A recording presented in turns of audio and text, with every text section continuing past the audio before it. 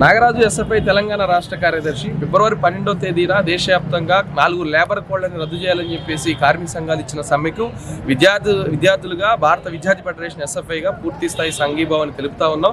ఈ దేశంలో నరేంద్ర మోడీ అధికారంలోకి వచ్చిన తర్వాత రాజ్యాంగ స్ఫూర్తికి విరుద్ధంగా అనేక చట్టాలు తీసుకొస్తా ఉన్నాడు.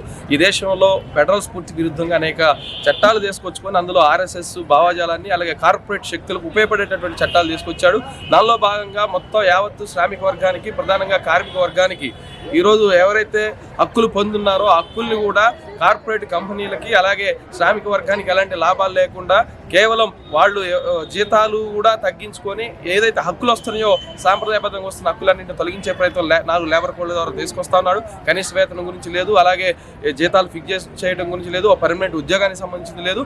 దీని ద్వారా ప్రభుత్వ రంగాన్ని ప్రధానంగా నిర్వీర్యం చేసే ప్రయత్నం చేయడం కోసం, ప్రభుత్వ రంగాన్ని ఎత్తేసే దానికోసం కుట్ర చేసి ఈ మొత్తం దేశ సంపదని కార్పొరేట్ శక్తులకి, అనిల్ అంబానీ అలాగే ఆదాని వీళ్ళకి దోచిపెట్టే దానికోసం తీసుకొస్తే ఈ చట్టాలని వెనక్కి తీసుకోవాలని. ఎందుకంటే విద్యార్థి తల్లిదండ్రులుగా ఉన్న వాళ్ళందరూ శ్రామిక వర్గంలో ఉన్నారు, కార్మికులుగా ఉన్నారు, వివిధ తయారీ రంగంలో ఉన్నారు, వివిధ ఫ్యాక్టరీలో పనిచేస్తూ ఉన్నారు, అసంఘటిత కార్మికులుగా పనిచేస్తూ ఉన్నారు.